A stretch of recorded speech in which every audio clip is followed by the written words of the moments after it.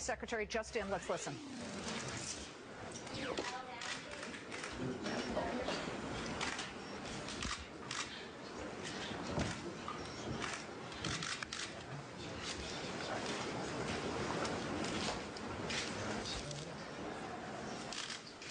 Nice to see you all.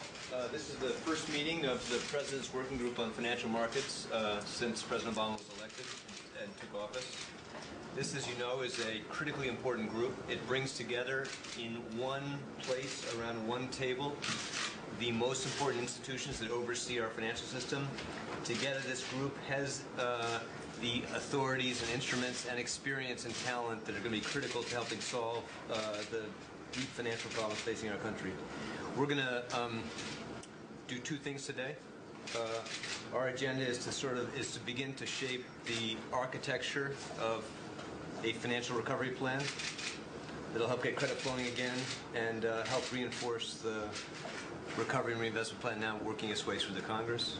But we also want to use this opportunity to begin the process of shaping a consensus on a comprehensive reform of our financial system, so that neither the U.S. economy or the global financial system ever again faces a crisis of this magnitude. So I'm very pleased to be here together with this group of people. The President believes this group is very important, recognizes the importance of these set of institutions, and we're going to have to do this together, working closely together, not just in the United States, but with countries around the world.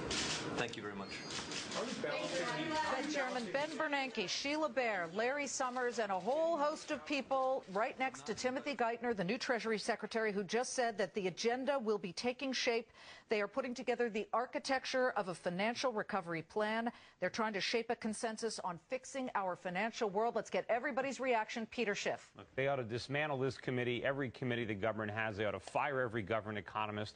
None of these guys are going to make the situation better. They're only going to make it worse. And you mentioned earlier about the banks and the FDIC. The FDIC is broke. The government's going to have to print money to pay off the depositors, which means the depositors are going to get their money, but the money is going to be absolutely worthless when they get it. So big deal. It doesn't matter if you get your money out of the bank, but then you take it to the grocery store and you can't buy anything. Are you still living in Connecticut? I am, but I'm stocking up. And I'm getting a dog. To protect the property. Yes. Got my tent and my shotgun. Sandra Smith.